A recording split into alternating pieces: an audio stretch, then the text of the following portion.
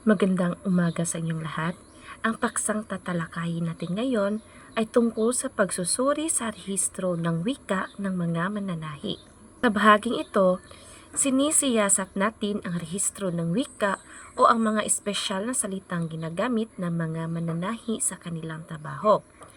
Layunin nating alamin kung paano at bakit nagkakaroon sila ng mga natatanging termino o lengguwahe habang nananahi. Ang papel na ito ay nakabase sa teorya ni William Labov na nagsasabing malaki ang epekto ng lipunan sa wika. Ibig sabihin, kung paano tayo nagsalita ay naaapektuhan ng mga bagay sa ating paligid, tulad ng trabaho, teknolohiya o mga taong kasama natin sa mundo. Halimbawa na lang dito ay ang kagaya sa pananahi, may mga salitang ginagamit na hindi pamilyar sa karaniwang tao, gaya ng overlock, tahintuhog o surger. Nagkakaroon ng ganito mga salita dahil sa pagbabago at pag-unlad ng teknolohiya sa pananahi. Sabihin, habang umuunlad ang teknolohiya, nadadagdagan o nagbabago rin ang mga salitang ginagamit ng mga mananahi. Iba-iba ang wika ng mga tao depende sa kung saan sila nakatira, anong trabaho nila, anong hilig nila, at anong papel nila sa lipunan. Dahil dito, nagkakaroon ng sariling paraan ng pagsasalita ang bawat grupo ng tao. Ang pagkakaiba-iba ito sa wika ay sumasalamin sa kultura at pag-unlad ng isang tao o grupo. Ang mga taong nagtatrabaho sa ospital, tulad ng mga nurse, may mga salita sila lang ang nakakaintindi. Ganon din ang mga mananahi. May mga termino sila lang ang madalas gumagamit. Ibig sabihin, kung ano ang ginagawa ng isang tao, naaapektuhan nito kung paano siya magsalita. May kanya-kanyang estilo o natataning wika ang bawat grupo ng tao. Tinatawag itong register o rehistro ng wika. Ito ay bahagi pa rin ng ating normal na wika, pero may espesyal na kahulugan at gamit sa loob ng isang partikular na grupo. Sa pananahi, may mga salitang pangmanahi na kapag narinig ng iba, baka hindi agad maintindihan. Pero para sa mga mananahi, malinaw ang ibig sabihin nito. Wika ng mga mananahi bilang teknikal na wika. Sabi ni Pinchuk, ang mga salitang ginagamit ng mga mananahi ay tinatawag na teknikal na wika. Ibig sabihin, ito ay mga salitang ginagamit lamang sa isang espesikong larangan tulad ng pananahi. Ang ganitong wika ay nabubuo ng mga taong nagtatrabaho sa iisang gawain, kaya sila ay may pare-parehong kaalaman at karanasan, kahit pa iba-iba ang antas sa buhay o pinag-aralan. Ayon kay Catford, may dalawang klase ng variety o pagkakaiba ng wika. Una ay ang permanente. Ito ay hindi nagbabago. Gamit ito ng isang tao sa pang-araw-araw. Pangalawa naman ay ang pansamantala. Ito naman ay nagbabago depende sa sitwasyon. Kapag kausap mo ay teacher mo, syempre formal ang gamit mong salita. Pero pag barkada, mas chill o slang ka. Ibig sabihin, nag-iiba ang wika ayon sa kausap o sitwasyon. Ang dialekto ay isang uri ng wika na ginagamit ng isang grupo ng tao sa partikular na lugar. Ibig sabihin, kahit pareho tayong Pilipino, magkaiba ang salita natin. Depende kung taga saan tayo. Ayon kay Labov, nagbabago ang wika ng isang grupo depende sa pagbabago sa paligid, lalo na sa trabaho, teknolohiya at pamumuhay. So noon, manual ang gamit sa pagtatahe. Ngayon may digital sewing machine na. Kasama ng bagong gamit ay may bagong salita rin. Kaya habang umuunlad ang lipunan, sumasabay ang pagbabago sa wika. Ayon kay La Chica, ginagamit ng tao ang wika bilang paraan para makibagay sa paligid. Kapag may bagong sitwasyon o trabaho, nag-iimbento tayo ng bagong salita o paraan ng pagsasalita para mas maging epektibo sa pakikisalamuha. Sa pananahi, may maraming mga termino para mas mabilis ang trabaho. Sa mga gamers, may sarili rin silang codes tulad ng GG o Nerf. Ibig sabihin, sa tulong ng wika, nakakagawa tayo ng mga patakaran o paniniwala na sinusunod sa isang grupo o gawain. Slide 12. Sa larangan ng pananahi, may mga partikular na salita o register na ginagamit ng mga mananahi upang tukuyin ang iba't ibang uri ng tela. Mahalaga ito para malaman kung anong klase ng tela ang nararapat sa isang tiyak na layunin o produkto. So, narito ang ilang karaniwang uri ng tela na ginagamit at ang kanilang description. Una ay ang baseste. Ito ay malambot, matibay, magaan at makinis. May makintab na anyo. Ginagamit ito sa paggawa ng panyo, pantulog, gaya ng nightgown, bestida at iba pang magagaan na kasuotan. Pangalawa ay ang bird's eye. May kakaibang texture na parang may maliit na butas o pattern, kaya tinatawag na bird's eye. Ginagamit ito sa paggawa ng lampin ng sanggol, tuwalya, pamunas ng kamay at minsan ay takip sa mesa. Pangatlo ay ang brocade. Tela na may nakaumbok na disenyo o embossed design. Karaniwan itong makapal at elegante. Karaniwan itong ginagamit sa mga evening gown, cortina, at takip ng muebles tulad ng sopa. Pang-apat ay ang kaleko. Ito ay magaspang ang texture at matingkad ang kulay. Yari ito sa cotton. Ginagamit ito sa paggawa ng damit, kamisendro o apron. Ang krepe. Makintab at malambot sa una ay ang krepe. Ang katangian nito ay makintab at malambot sa hawak. Madalas ginagamit sa paggawa ng blusa at damit panloob. Sunod naman ay ang muslin o katya. Yari ito sa cotton, manipis at magaan. Ginagamit bilang lining ng damit, punda ng unan, pamunas o damit panloob. Sunod naman ay ang organdy. Ang katangian nito ay pino pero may katigasan. Yari din ito sa cotton o rayon. Karaniwan itong ginagamit sa kortina, kuwelyo ng blouse o mga dekoratibong bahagi ng damit. Ito ay ang percale. Katangian nito ay makinis, ngunit matigas ang tela. Ginagamit sa paggawa ng kortina, apron, takip sa kama at punda ng unan. Sunod naman ay ang satin. Kilala ito sa pagiging makintab at makinis. Eleganteng tignan. Ginagamit bilang lining ng damit, kortina, takip ng kama o punda ng unan. Kulduroy. Ang katangian ng tela ay may guhit-guhit, makapal at matigas. Karaniwan itong ginagamit sa pantalon, shorts at minsan pati sa jacket. Tetaron. Malambot na tela na hindi madaling gusutin. Madalas itong gamitin sa paggawa ng uniforme ng mga estudyante. Sunod naman ay ang georgette. Gawa ito noon sa sutla, pero ngayon gawa na rin sa polyester. Magaan, medyo lukot-lukot, at may gaspang. Ginagamit sa pang-formal na damit, pangkasal, at maging araw-araw na damit ng babae. Sunod naman ay chorded lace. Tela na may bordang disenyo na madalas may pattern ng bulaklak o abstract at may raised na tekstura. Karaniwang ginagamit sa kortina at minsan sa gown at wedding dresses bilang palamuti. Ngayon naman ay babahagi natin ang proseso ng pananahi, mga pangunahing hakbang. Una ay ang paghihilbana.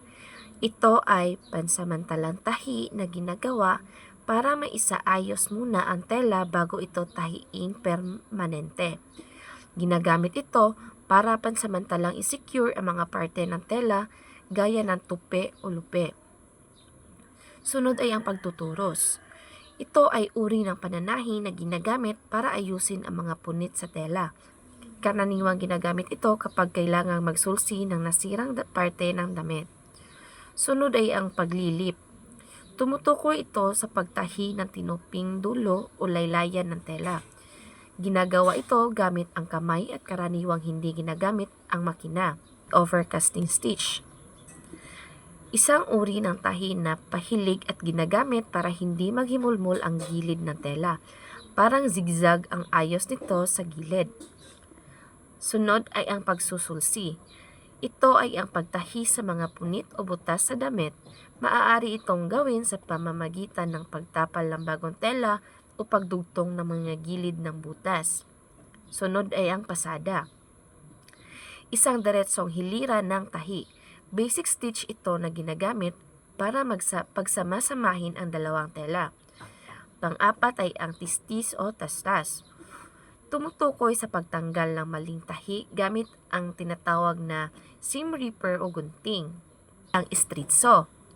Isang diretsong tahi katulad ng pasada, pero maaaring tawaging istrito kapag ginawa sa bahagi ng tela na hindi madalas nag-uunat. Ang bias. Ito ay uri ng putol sa tela na pahilis sa direksyon ng hibla. Ginagawa ito para sa mga parte ng damit na kailangang humulma sa katawan tulad ng neckline or armhole. Ang pagtatabas. Tumutukoy sa aktwal na pagputol ng tela ayon sa pattern o disenyo. Ang cross stitch.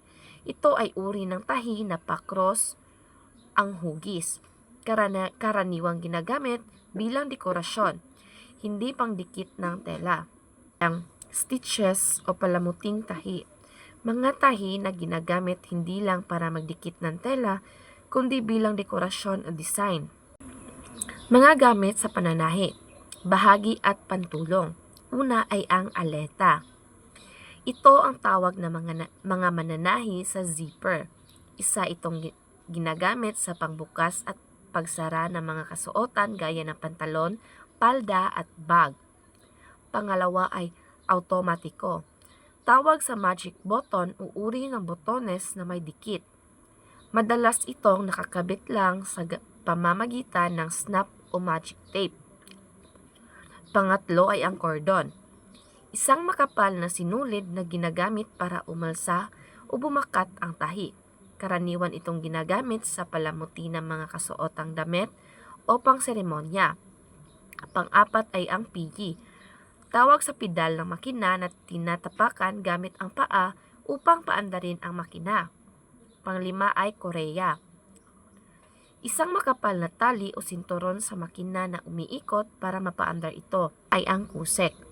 Parte ng makina na may ngipin. Tinutulak nito ang tela habang tinatahi. Pangalawa ay ang pata. Parte ng makina na parang daliri. Tinatapatan ito ng karayom. Tumutulong itong idiin ang tela habang tinatahi. Pangatlo ay ang bobena. Maliit na parte ng makina na nilalagyan ng sinulid para sa ilalim na tahi. Pang-apat ay medida. Flexible na panukat na ginagamit para sukatin ang katawan o tela. Kuser.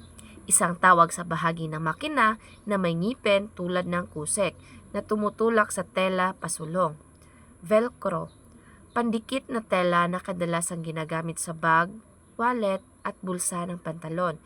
Ito ay may hook and loop system, madikit pero madaling buksan. Sunod naman ay ang kumi. Ito ang tawag sa malaking sinulid na karaniwang ginagamit sa makina dahil marami itong laman at hindi agad nauubos. Ang bareta, bahagi ng makina kung saan kinakabitan ang karayom. Pangalawa ay pin cushion. Ito ay tusukan ng mga karayom para hindi mawala o matusok ang mananahi.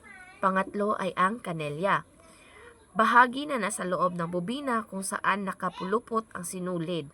Ito ang aktwal na lalagyan ng sinulid. Pang-apat ay Dixon o Taylor's chalk. Gamit ng mga mananahi na parang tisa para markahan ang tela ng sukat o disenyo bago ito gupitin o tahiin. Panglima ay ang L-square. Gamit na ruler na hugis L para sa direksyong guhit at sukat sa paggawa ng pattern. At ang panghuli ay hibla. Ang hibla ay tawag sa sinulid na ginagamit sa pananahi. Ito ang pinakapundasyon ng bawat tahi sa damit. Mga uri ng putol, yari na pang-ibaba. Una ay ang baston. Ito ay uri ng pantalon. Ang laylayan ay paliit o masikip sa bandang paa. Karaniwang ginagamit ito sa mga formal pants. Pangalawa ay ang ambel. Baliktad ng baston. Ang ambel ay may laylayan na paluwag o malaki sa bandang ibaba. Pangatlo ay ang baggy. Isang maluwang na style mula hita pababa, madalas na ginagamit sa mga pambahay na pantalon ng lalaki. Pants. Maluwang sa buong bahagi ng pantalon. Madalas itong pambabae at ginagamit para sa komportableng kasuotan. Sunod ay ang rug. Karaniwang tabas ng maong pants na may dobleng tahi o dobleng pasada para mas matibay. Pencil cut. Uri ng palda na maliit ang laylayan. Masikip ito sa bandang tuhod pababa. Straight cut. Diretsong tabas mula sa bewang pababa. Wala itong paliit o paluwang. Princess cut. May 6 na putol o tahi sa bestida o gown na bumabagay sa hugis ng katawan. Shirring. Tila na kinukulubot o pinipilit gamit ang tahi para bumagay sa katawan. Mga uri ng pang-itaas. Una ay ang coat sleeves, uri ng manggas na ginagamit sa mga Amerikana o formal na damit. Sunod ay ang sabrina, uri ng tahe sa liig na maluwag at bukas. Karaniwang ginagamit sa mga blouse o dress na off-shoulder. Venus, uri ng tahi na nasa isang bahagi lang ng balikat. Iba pang terminolohiya, ito ay ang modista. Tawag sa babaeng mananahe na karaniwang gumagawa ng mga damit pambabae. Sastre, ito ang lalaking mananahe, lalo na ng barong, slacks at coat. Sunod ay ang ohales, bahagi ng damit kung saan nilalagay ang botones. Ohitis, proseso ng paglikha ng butas para sa botones. Ohetas, malaking bilog na butas sa tela. Karaniwang sa borda o nilalagyan ng palibot para hindi magsira o maghiwalay ang tela. Alsado. Ito ay pinagdudugtong na sinulid na parang nakaangat ang tahi. Madalas ang bordang disenyo. Sunod ay ang sugpungan. Tinatawag na allowance o espasyo ng tela na inilalaan para sa tahi o pagkakabit ng mga piraso. Sunod ay ang retaso. Maliit na tira-tirang tela mula sa mga ginupit na tela. Sunod ay ang hilatsa. Tawag sa mga sinulid na nakausli o natatanggal mula sa tela. Sunod ay ang sports collar. Uri ng kwelyo para sa blazer, polo, shirt o uniforme. Sunod naman ay ang executive collar. Ito ay uri ng kwelyo para sa barong. Mas formal at matigas ang dating. Ang wika ay hindi lang basta kasangkapan sa pakikipag-usap. Ito rin ay panlipunang phenomenon, ibig sabihin may malalim itong koneksyon sa buhay at kilos ng mga tao sa lipunan. Hindi natin pwedeng paghiwalayin ang wika sa pang-araw-araw na gawain dahil sa lahat ng aspeto ng buhay, ginagamit natin ito sa tahanan, paaralan, palengke o kahit sa pananahi. Sa kaso ng mga mananahi, habang ginagawa nila ang kanilang trabaho, nakakabuo sila ng mga espesyalisadong salita na nauunawaan at ginagamit ng kanilang larangan. Ang mga ito ay tinatawag na register, mga salitang natatangi sa kanilang propesyon. Hindi lang basta salita ang gamit ng mga mananahi. Nakikita rin dito ang kanilang pagkatao o identidad. Ang wika ay nababagay sa sitwasyon. Ang mga terminong ginagamit nila ay nauunawaan lamang sa loob ng kanilang propesyon. Pero kapag lumaganap ito, maaaring tanggapin sa mas malawak na gamit ng wikang Filipino.